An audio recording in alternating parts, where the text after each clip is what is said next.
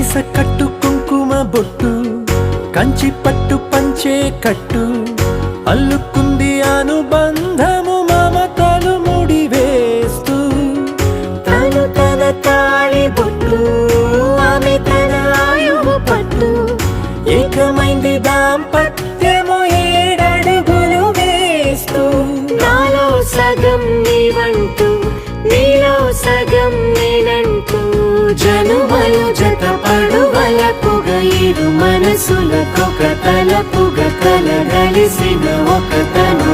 Shatamanam Bhavati Shatamanam